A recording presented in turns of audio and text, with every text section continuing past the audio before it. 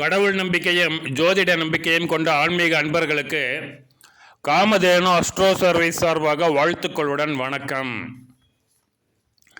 சித்திரை மாதம் வந்துருச்சுங்க. நம்முடைய தமிழ் வருடங்களில் தமிழ் புத்தாண்டின் முதல் மாதம் இது. நவகிரகங்களையே முதல் கிரகமாகிய முதன்மை கிரகமாகிய எண்கணிதம் என்னும் நியூமராலஜி படி 1 என்னும் அன்னுக்கு அதிபதியாகிய காட்டுராஜா சிம்மத்தை தனது சொந்த வீட்டின் அடையாளப்படுத்தும் சிம்மராசியின் அதிபதி சூரிய பகவான் உச்சமடைந்து தன்னுடைய அதிகபட்ச வலிமையை பெற்றுக்கொள்ளும் மாதம் இது. அது மட்டுமல்ல, அக்னி ராசியான சிம்மராசியின் அதிபதியாகி இன்னொரு அக்னி ராசியாகிய மேசத்தில் உச்சமடையும் மாதம். ஆச்சரியமான விஷயம் என்னன்னு பார்த்தீங்கன்னா, நெருப்பை கக்கக்கூடிய சூரிய பகவான் ஒரு அக்னி ராசியான சிம்மராசியின் அதிபதி.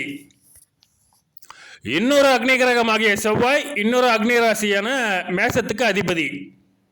இருவருமே மிகச்சிறந்த ஒரு அந்யோன்யமான நண்பர்கள்.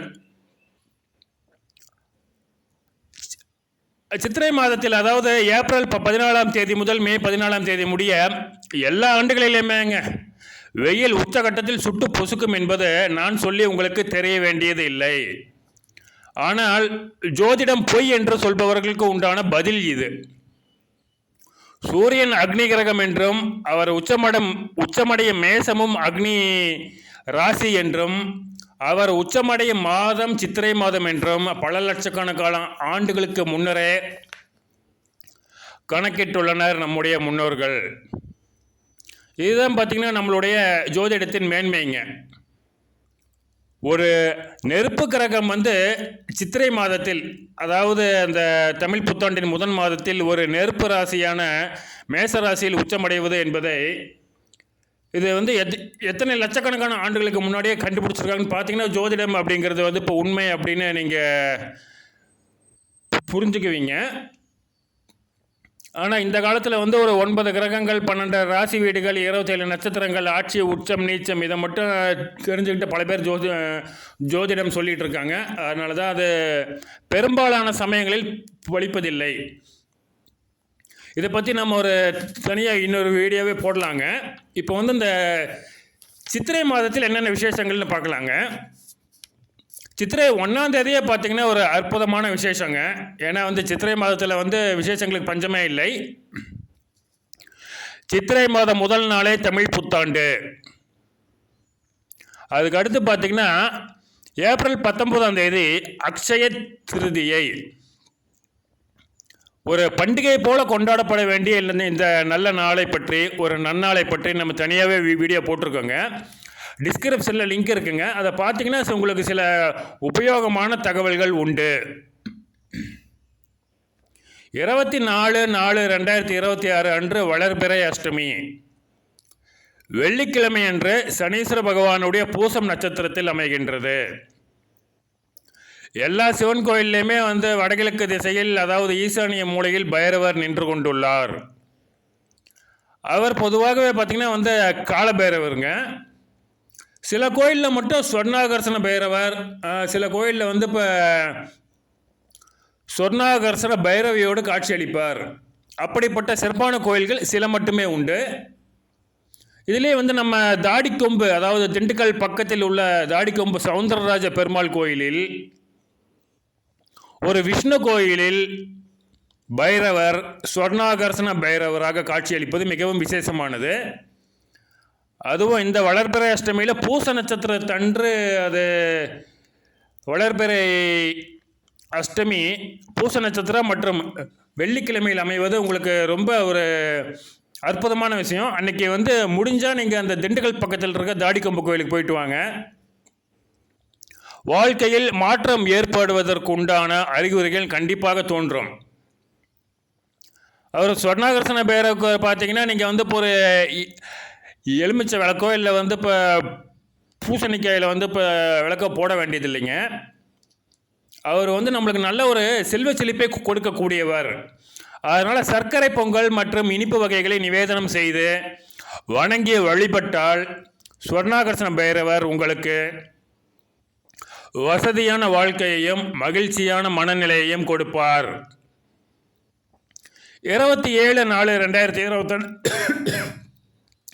அன்று வளர்பிறை ஏகாதசி திங்கட்கிழமை அன்று சுக்கிரனின் ஆளுகை கூட்ட பூரம் நட்சத்திரத்தன்று அமைவதால் கண்டிப்பாக ஸ்ரீரங்கம் செல்ல வேண்டியது உங்களுக்கு நல்ல பலன்களை கொடுக்கும்.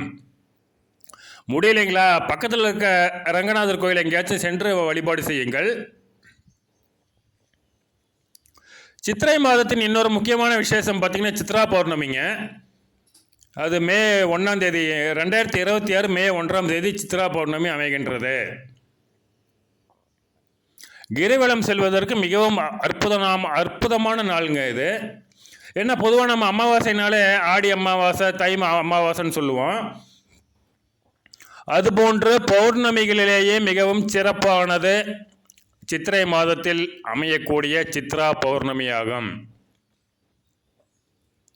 சூரிய பகவான் உச்சத்தில் உள்ள போது ஏற்படும் இந்த பௌர்ணமி நன்னாளில் பஞ்சபூத தலங்களில் அக்னி தலமான திருவண்ணாமலையில் கிரிவலம் செய்வது மிகவும் சிறப்பாகும்.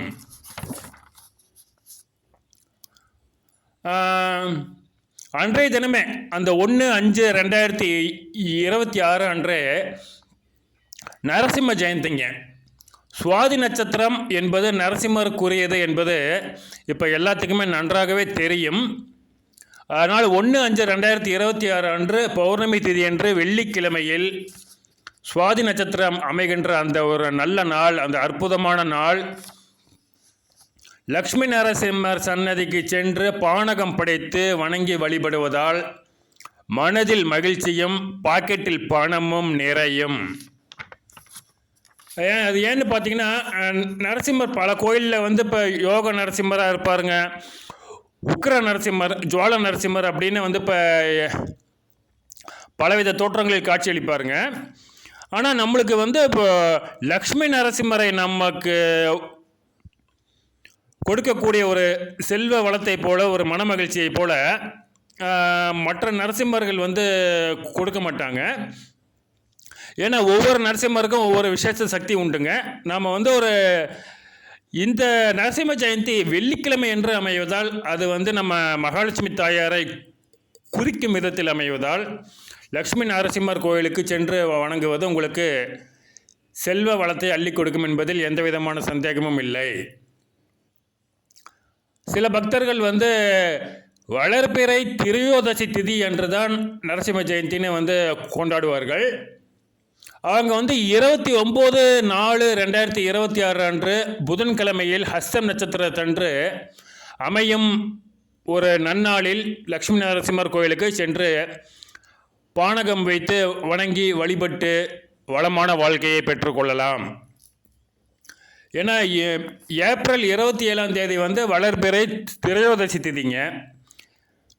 மே 1ஆம் தேதி வந்து சுவாதி நட்சத்திரம். இந்த திதியும் இந்த நட்சத்திரமுமே வந்து நம்ம நரசிம்ம பகவானுக்கே உண்டானது. அதனால் நீங்கள் வந்து இப்போ வளர்பிறை திரையோதசி திதி அன்றும் சென்று வழிபட்டு விட்டு சுவாதி நட்சத்திர அன்றும் சென்று வழிபடுவது மிகவும் நன்மைங்க.